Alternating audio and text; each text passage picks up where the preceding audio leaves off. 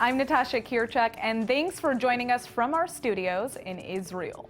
Coming up in today's newscast, Israel mourns the death of a young terror victim.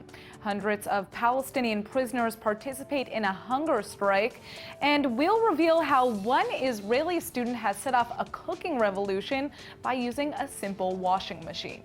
Stay tuned for the latest news in Israel.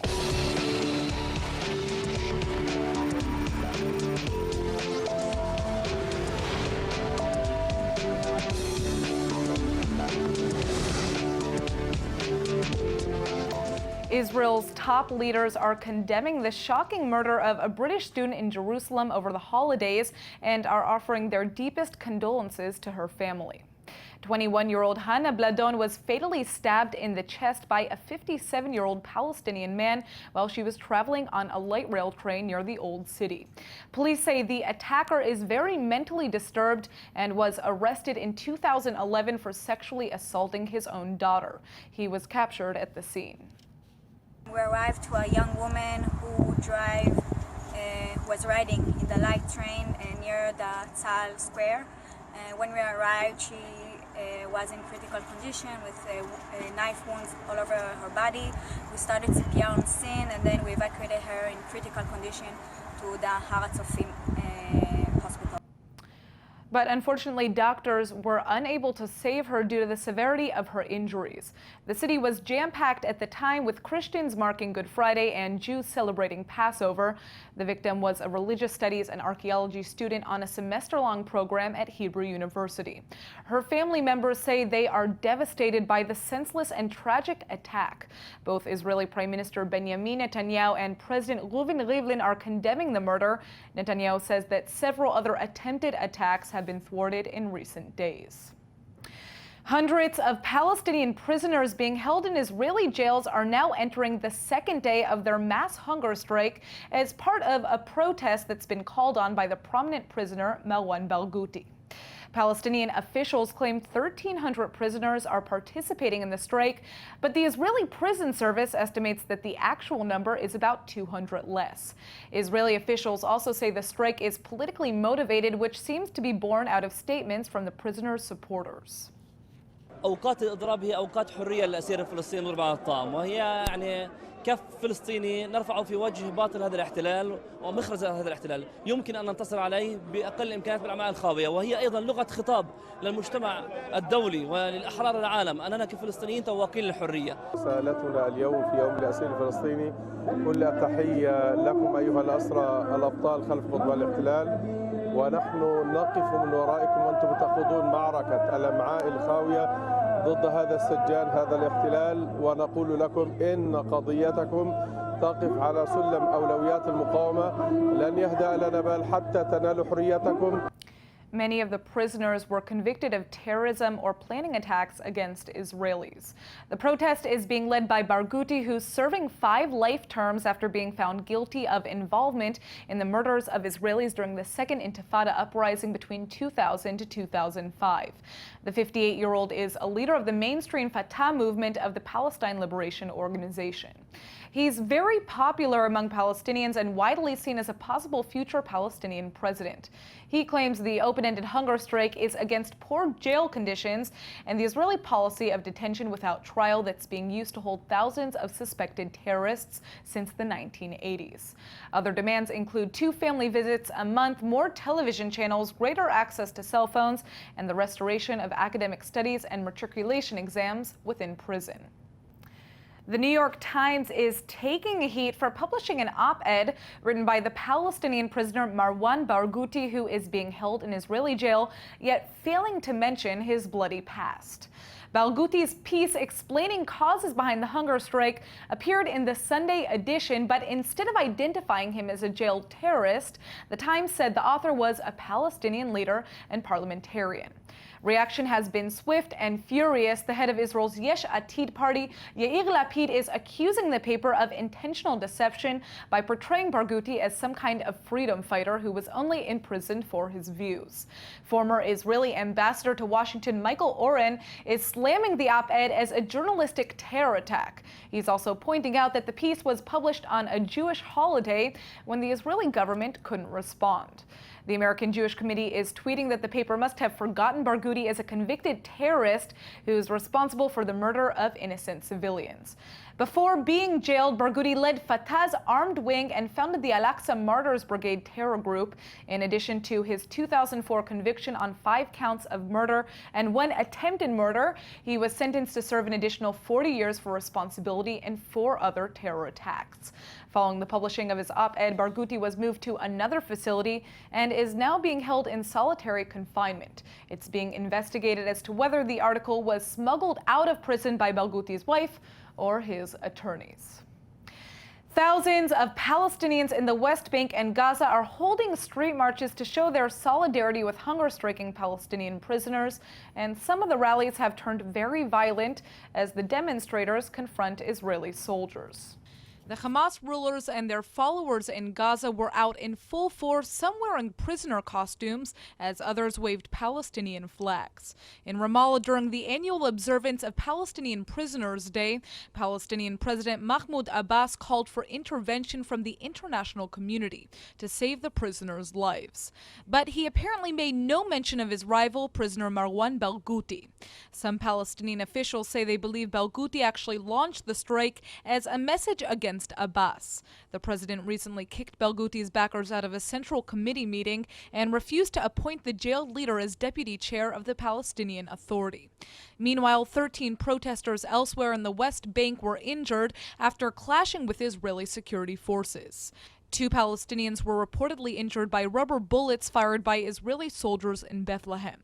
Troops outside of the Ofer prison near Ramallah also used crowd dispersal methods, reportedly including live fire.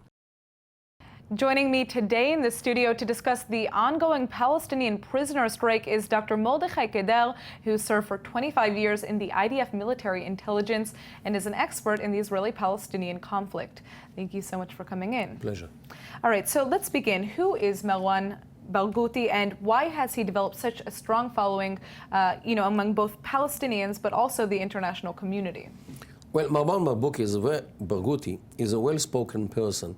He is originally from Ramallah. Barghouti is a big family which lives only in Ramallah. And he was, for many years, a very prominent member of the local branch of the Fatah. Tanzim means the organization. And during the Second Intifada, he was in charge of at least 5 murders. One, by the way, is a Palestinian priest who looked like a rabbi. So he was murdered by people who were sent by Barghouti. So he had his day in court, and he was convicted, and he sits for 5 or 6 permanent or eternal prisons in addition to 40 years. Now, what role has Barghouti been playing in Palestinian politics from prison? Definitely. He is deeply involved. He can get visitors, Knesset members from all the at least left-wing parties visited him once in a while. He was sending messages. He was sending articles. He had a cell phone illegally in the prison. Now we know who might have brought it to him. The Knesset member Ratas, maybe he was the one who brought it to him. And he definitely, from his cell, was directing many things against Israel inside the Palestinian Authority.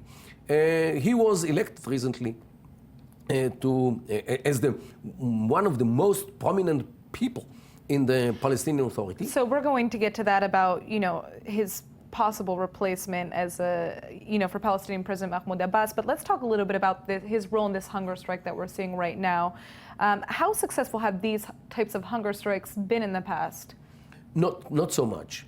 Because, first of all, look, they do demand things which some of them might be reasonable, like better food or better health care. Okay, I would say that this is reasonable. But having a PhD in the Hebrew University, this is what they demand. In the Hebrew, not in Palestinian University, like Birzeit or Najah. in the Hebrew U or another Israeli university, this is something which I personally don't understand. Secondly, they want telephones. Illegally means public phones. Excuse me, show me another prison in the whole world which terrorists, not criminals, terrorists have direct access to call whoever they like, whenever they like, and to talk about whatever they like. Now, it does not work. Now let's turn to the claims of torture and poor medical treatment for Palestinians in these jails. Is there substance to these claims? I think not, because their way to court, especially the Supreme Court, is open permanently. And whenever they feel that something is wrong, they can appeal. And usually the Supreme Court, the verdicts which are being made by the Supreme Court are in their favor, if they are right. So they know exactly what to do if they want to have better food or better medical treatment. But the whole thing about the strike is totally different.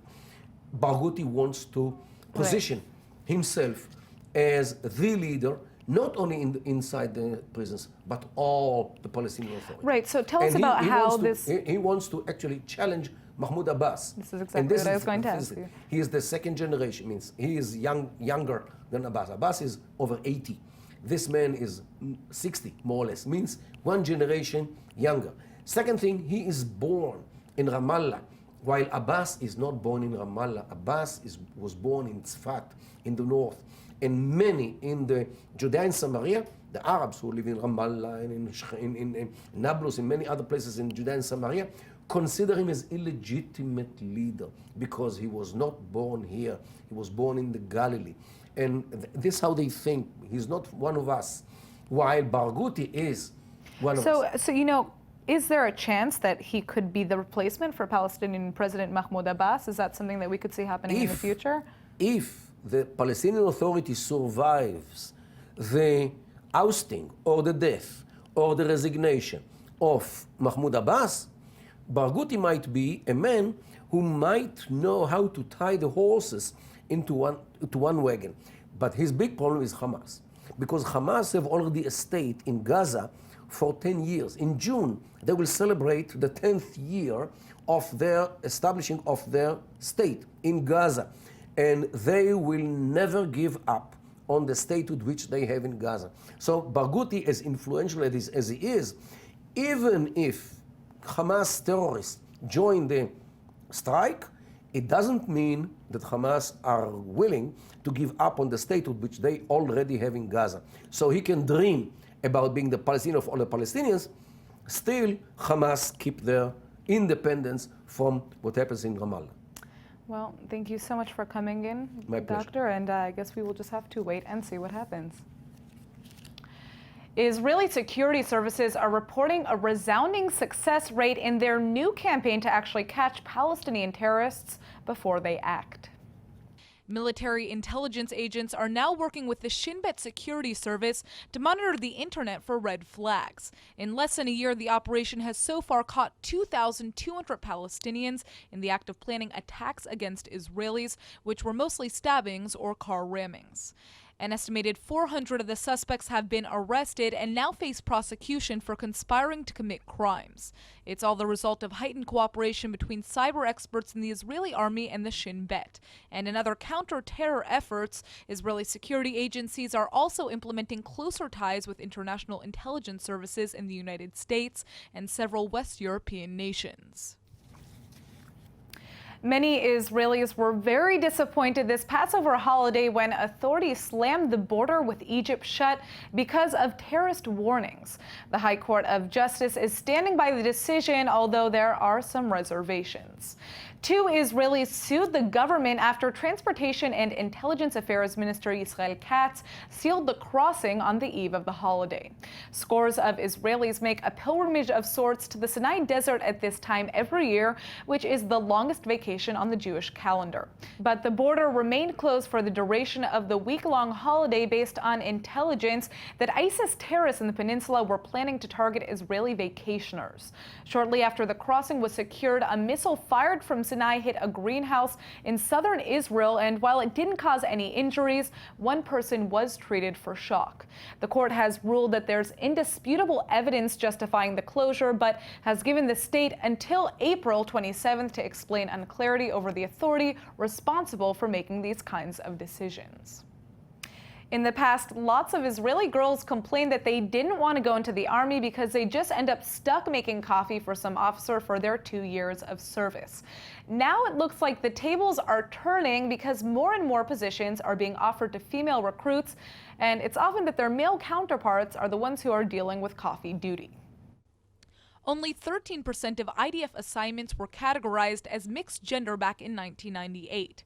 10 years later, that number more than doubled to 29%, and it's now about a third. And as more women are picking up weapons and performing combat roles, male troops are filling their empty traditional roles, such as being secretaries. Today, men fill about 33% of all clerical jobs, whereas 2 decades ago, only about 6% did. Some of the men say it was a little hard doing office duty at first, but after a while they adjusted and enjoyed their service. While today there's no position in the Israeli army that's restricted only to women, there are still some assignments that remain closed to women. These include a few combat positions like being fighters in the Golani Infantry Brigade, part of submarine crews, and an elite Air Force commando unit. But options to pilot planes, join tank crews, operate artillery, and other exciting roles are constantly being expanded based on the women's demands as well as the needs of the modern Israeli army. Millions of visitors come to the Holy Land every year, and most describe it as the trip of a lifetime. And even though the Israeli tourism sector is thriving, a new report from the World Economic Forum indicates there's still a lot more room for improvement. Israel's ranking in the Global Travel and Tourism Competitiveness Report shows that the country made a significant jump from 72nd place in 2015 to 61st this year. But on the other hand, the Jewish state came in 32nd 10 years ago. The study shows terrorism is wielding a huge impact, ranking Israel at 103rd when it comes to security, behind Bolivia at 94 and even Iran at 87. The Jewish state is also doing poorly at price competitiveness at 133rd place. Unimpressive environmental maintenance of some of the nation's treasures like the Dead Sea led to a fall in the natural resources category from 27th place a decade ago to 93rd today. At least the country is considered relatively hygienic at 39th in the world, but that's still a drop from 7th place in 2007. The good news is that Israel's business environment, tourism service infrastructure, and employees in the sector all received high scores. We've got good news for all of our viewers looking to do a bit of traveling this summer. A new Israeli startup has created an app that gives travelers the ability to exchange currency with each other for free. Joining me today in the studio is Avi Kugel, the CEO of You Change Cash. Thank you so much for joining us, and I wish I had heard about your app before I traveled last week. My pleasure. Hi, thanks for having me. So how does this app work? Tell us about it. It works very simply. When you're traveling, as you said, you need to exchange currency. You're going abroad, you need to take your currency where you came from and exchange it to local currency. The way you use the app is very simple. When you arrive at your destination, before you leave to your destination, you put in the amount of money you have with the currency that you're holding on to, and you choose the currency you want to exchange to. You press go, and it finds people in your proximity that are wanting or willing to exchange the money. Now this sounds amazing because, you know, I actually just went through the process of going to one of those shops to exchange money, and you lose a bunch of money yourself in just exchanging it. So the amounts are unbelievable. Yeah, it's terrible. You feel like you're being ripped off. But yeah. I mean, I guess one of the things that kind of would worry me if I were using an app like this is kind of the safety of who you're meeting up with and whether or not, you know, the cash that they're giving you is real. So how are you guys kind of combating that issue? Right. So this issue is a challenge that all sharing economy apps or platforms have to deal with.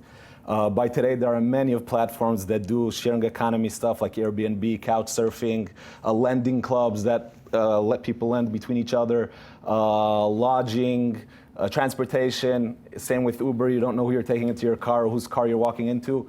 The big companies already tackled this issue, and they found methods that have been proven to work. What we do is, the philosophy is very simple. The second you could verify that the user you're making a transaction with is a real user, you're pretty safe, because he's really putting himself into danger or jeopardy if he's exposing his phone number, his email. On the back office, we also see his identification card, so you're pretty safe. Walking into Exchange Post, exchanging money, walking out with a black bag with your money is probably more dangerous than using the app. Interesting. Now, how much money can you save using this app? Do you have any statistics about that? Yes, we know, especially in tourist attractions or airports, the amount of fee that they take. They hide the fees, you don't know. They tell you there's no commission, but really they're manipulating the currency rate. So if you're wanting to exchange $1 and you're supposed to get 360 in shekels, they're going to give you 325 or something. Right. It could reach up to 12%.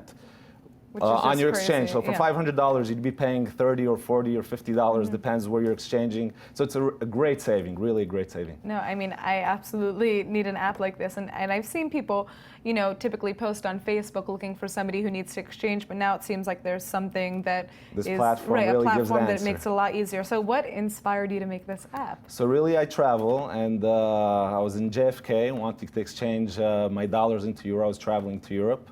And a lady behind me walks up to me and says, I was holding the cash in my hand, says, do you by chance need euros? I said, yes, I need euros. We exchanged, and that was the inspiration. Absolutely. Well, it seems like you guys have created something that's going to help a lot of travelers. Is the app available already? It's available on Android and iOS. There's already users. If you're in Tel Aviv and Jerusalem, there's a likelihood that you'll find the exchange mate. And is it available in all countries? It's available in all countries, but we don't have traction enough yet. Right? All right. Well, I'll download you guys after this. Thank you so much for coming in. Thank you, Natasha. Thank you. All right, get this. More than 100 million active landmines are believed to be buried under the soil in at least 70 different countries and could explode with just the slightest trigger. Now, Israeli scientists have come up with a safe and efficient method to deal with the threat, and it glows in the dark. 15,000 to 20,000 people are either injured or killed by landmines each year. Israeli high-tech is now coming to the rescue with an innovative new system capable of remotely detecting the precise location of the devices. Until now, disposal experts were required to physically search a suspected minefield at great risk of injury. But researchers from the Hebrew University of Jerusalem have molecularly engineered live bacteria to send out fluorescent signals when coming into contact with minuscule explosive vapors escaping from the mines. A laser-based scanning system is then able to document those illuminated markers. The Israeli scientists conducted a successful field test by distributing the bacteria across an area containing live anti-personnel mines. The team says this is the first time anyone's come up with such a highly functioning detection system, and they're now working to make the scanning apparatus even more compact so it can fit into light unmanned aircraft to even further reduce the threat posed to human life. When you start your laundry machine, all you need to add is some washing powder and a bit of fabric conditioner, right? Actually, you're wrong, according to one Israeli student who's figured out how to use your washing machine to cook your meals, as it washes your clothes. Guess it might be time to add some hot sauce into the mix. Iftach Gazit is a design student in Israel, and he's created boil-in-the-bag meals that you can just throw in with the laundry. Whether your meal consists of a steak with garlic and herbs or a salmon and teriyaki sauce, all you have to do is wait for it to come out steaming and ready once your washing machine is finished doing its rounds. The boil-in-the-bag meals come in waterproof Tyvek bags that include instructions as to which washing temperatures they work with. In other words, if you're just steaming vegetables, you can set your machine to a short hot cotton program. And if you're looking to cook a piece of meat, dial your device to a long cycle of synthetics. So how did Gazit come up with this idea?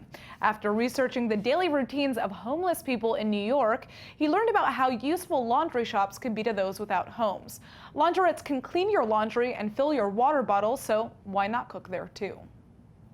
The Hebrew word of the day is brought to you by the University of Haifa, Hebrew Summer Ulpan. Open to everyone. And now for our Hebrew word of the day. Getting caught in the dark for most of us can be a real pain, so don't forget to keep our next word close at all times. Apanas meaning flashlight. panasim, or flashlights, can be found all over the place. Most of us have one in our smartphones these days, but you can never go wrong with a good old-fashioned battery-powered panas for emergencies if your phone dies. Oddly enough, panas can also refer to a shiner or a black eye, just like in English. So just remember to be prepared, because sometimes you need a panas to navigate the dark so that you don't end up getting a panas in your face. All right, let's go ahead and take a look at the weather forecast. Tonight should be partly cloudy with a low of 57 or 14 degrees Celsius. You can expect very little change in temperatures tomorrow as the sky stays sunny and the high sits at around 76 or 24 degrees Celsius. All right, that's it for today's news. Today's exchange rate is 3.66 shekels to the American dollar. Remember to sign up for our daily newsletter at ILTV.tv. I'm Natasha Kirchuk, and thanks for watching.